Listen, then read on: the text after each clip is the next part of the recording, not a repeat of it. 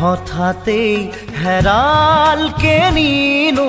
মোৰ চোতালৰে জোনাক ঠাইতেই উচিনা তমখাই আগচিলেহি মোক হঠাতেই হেৰাল কে নিনো মোৰ চোতালৰে জোনাক ঠাইতেই উচিনা তমখাই